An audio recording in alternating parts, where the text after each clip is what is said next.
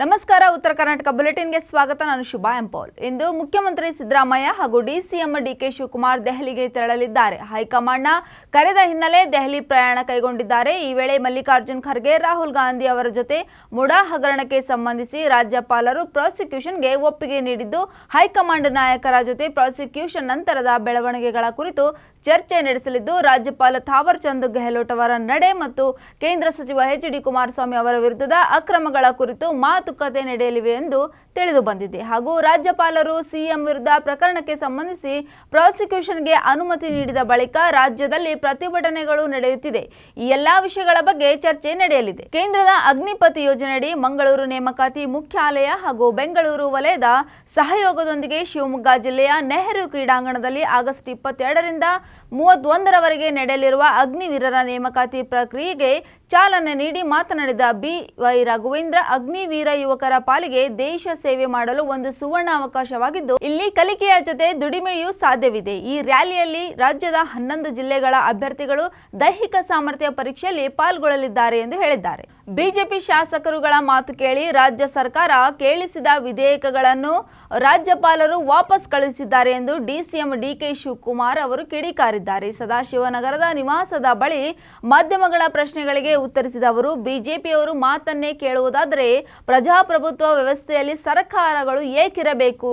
ಏನಾದರೂ ಸ್ಪಷ್ಟನೆ ಕೇಳಿದರೆ ನೀಡೋಣ, ಅದನ್ನು ತಪ್ಪು ಎಂದು ಹೇಳಲಾಗುವುದಿಲ್ಲ. ರಾಜ್ಯಪಾಲರಿಗೆ ದೇವರು ಒಳ್ಳೆ ಬುದ್ಧಿ ಕೊಡಲಿ ಎಂದು ಪ್ರಾರ್ಥನೆ ಮಾಡುತ್ತೇನೆ ಎಂದರು. ಸರ್ಕಾರ ಬೀಳಿಸುವ ಪ್ರಯತ್ನ ನಡೆಯುತ್ತಿದೆಯೇ ಎಂದು ಕೇಳಿದ ಪ್ರಶ್ನೆಗೆ, ಸರ್ಕಾರ ಬೀಳಿಸಲು ಯಾವ ಪ್ರಯತ್ನ ಮಾಡಿದರೂ ಏನೂ ಆಗುವುದಿಲ್ಲ. ನಾವು ಸಹ ಸುಮ್ಮನೆ ಕುಳಿತುಕೊಳ್ಳುವುದಿಲ್ಲ. ನಾವು ನಮ್ಮ ಕೆಲಸ ಮಾಡುತ್ತೇವೆ ಎಂದು ಉತ್ತರಿಸಿದರು. 100 ಸಿದ್ದರಾಮಯ್ಯ ಬೇಕಿಲ್ಲ, ಓರ್ವ ಜಮೀರ್ ಅಹ್ಮದ್ನನ್ನು ಫೇಸ್ ಮಾಡಿ ಎಂದು ಕೇಂದ್ರ ಸಚಿವ ಎಚ್.ಡಿ. ಕುಮಾರಸ್ವಾಮಿಗೆ ಸಚಿವ ಜಮೀರ್ ಅಹ್ಮದ್ ಖಾನ್ ಸವಾಲು ಹಾಕಿದ್ದಾರೆ. ನನ್ನನ್ನು ಬಂಧಿಸಲು 100 ಸಿದ್ದರಾಮಯ್ಯ ಬೇಕು ಎಂದು ಎಚ್.ಡಿ.ಕೆ ಹೇಳಿಕೆಗೆ ತಿರುಗೇಟು ನೀಡಿದ ಜಮೀರ್ ಅಹ್ಮದ್, ಪ್ರಾಸಿಕ್ಯೂಷನ್ಗೆ ಅನುಮತಿ ಕೇಳಿರೋದು ಸರ್ಕಾರ ಅಲ್ಲ, ಲೋಕಾಯುಕ್ತ ಎಸ್ಐಟಿ ಅವರು ಪ್ರಾಸಿಕ್ಯೂಷನ್ಗೆ ಅನುಮತಿ ಕೇಳಿರೋದು. ಬುಧವಾರ ಕುಮಾರಸ್ವಾಮಿ ನನ್ನನ್ನು ಯಾರು ಏನು ಮಾಡೋಕ್ಕೆ ಆಗಲ್ಲ ಎಂದು ಹೇಳಿದ್ದಾರೆ. ಎಸ್ಐಟಿ ಅನುಮತಿ ಕೇಳಿರೋದಕ್ಕೆ ಸಿದ್ದರಾಮಯ್ಯ ಯಾಕೆ ಮಧ್ಯೆ ಬರುತ್ತಾರೆ? ಎಸ್ಐಟಿ ಅವರು ನವೆಂಬರ್ನಲ್ಲಿ ರಾಜ್ಯಪಾಲರಿಗೆ ಅನುಮತಿ ಕೇಳಿದ್ದಾರೆ, ಆದರೆ ರಾಜ್ಯಪಾಲರು ಅನುಮತಿ ಕೊಟ್ಟಿಲ್ಲ. ಇದನ್ನೇ ನಾವು ರಾಜ್ಯಪಾಲರಿಗೆ ಕೇಳುತ್ತಿರುವುದು. ಸಿದ್ದರಾಮಯ್ಯ ಅವರ ಮೇಲೆ ಖಾಸಗಿ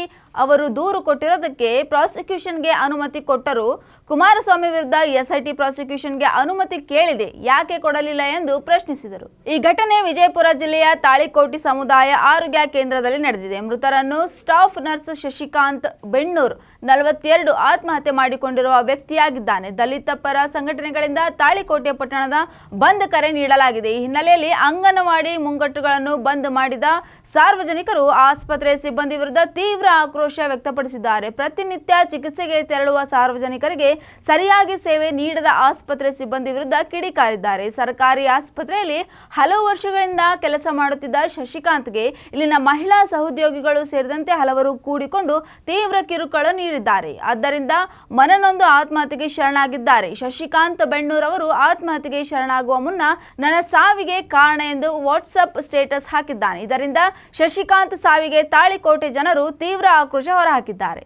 ಆರ್ಜಿಕರ್ ಆಸ್ಪತ್ರೆಯ ಟ್ರೈನಿ ವೈದ್ಯೆಯ ಮೇಲೆ ನಡೆದ ರೇಪ್ ಅಂಡ್ ಮರ್ಡರ್ ಪ್ರಕರಣದ ಬಗ್ಗೆ ಮತ್ತಷ್ಟು ಕುತೂಹಲಕಾರಿ ಅಂಶಗಳು ಈಗ ಬೆಳಕಿಗೆ ಬಂದಿವೆ. ಆರೋಪಿ ಸಂಜಯ್ ರಾಯ್ನನ್ನು ಸಿಸಿಟಿವಿ ದೃಶ್ಯಾವಳಿ ಮತ್ತು ಮೃತದೇಹದ ಪಕ್ಕದಲ್ಲಿದ್ದ ಬ್ಲೂಟೂತ್ ಸೆಟ್ ಆಧಾರದಲ್ಲಿ ಆತನನ್ನು ಬಂಧಿಸಲಾಗಿದೆ. ಇದೀಗ ಆತ ಘಟನೆಯ ಬಗ್ಗೆ ಇಂಚಿಂಚು ಬಿಡದೆ ತಪ್ಪೊಪ್ಪಿಕೊಂಡಿದ್ದಾನೆ. ಸಿಬಿಐ ಅಧಿಕಾರಿಗಳು ಆತನನ್ನು ತೀವ್ರ ವಿಚಾರಣೆಗೊಳಪಡಿಸಿದ್ದು, ವಿಚಾರಣೆ ವೇಳೆ ಆತನಿಗೆ ಕನಿಷ್ಠ ಪಶ್ಚಾತ್ತಾಪವೂ ಇಲ್ಲ ಎನ್ನಲಾಗಿದೆ. ತಾನು ನಡೆಸಿದ ಕೃತ್ಯದ ಬಗ್ಗೆ ಕೊಂಚವೂ ತಡವರಿಸದೆ ಆರೋಪಿ ಘಟನೆ ಬಗ್ಗೆ ಹೇಳಿಕೊಂಡಿದ್ದಾನೆ. ಈತ ಹೇಳುತ್ತಿರುವ ರೀತಿ ನೋಡಿದರೆ ಆತನಿಗೆ ಸ್ವಲ್ಪವೂ ತಾನು ಮಾಡಿದ ಕೃತ್ಯದ ಬಗ್ಗೆ ಪಶ್ಚಾತ್ತಾಪವಿಲ್ಲವೆನಿಸುತ್ತದೆ ಎಂದು ತನಿಖಾಧಿಕಾರಿಗಳು ಬಹಿರಂಗಪಡಿಸಿದ್ದಾರೆ. ಯಾದಗಿರಿ ಜಿಲ್ಲೆಯ ವಡಗೇರ ತಾಲೂಕಿನ ಗೋನಾಲ್ ಗ್ರಾಮದ ಕಡೆ ದುರ್ಗಾದೇವಿ ದೇವಸ್ಥಾನದ ಅರ್ಚಕ ಮಹಾದೇವಪ್ಪ ಪೂಜಾರಿ ಕೇಂದ್ರ ಎನ್ಡಿಎ ಸರ್ಕಾರ ಪತನಗೊಳ್ಳಲಿದೆ ಎಂದು ಆಘಾತಕಾರಿ ಭವಿಷ್ಯ ನುಡಿದಿದ್ದಾರೆ.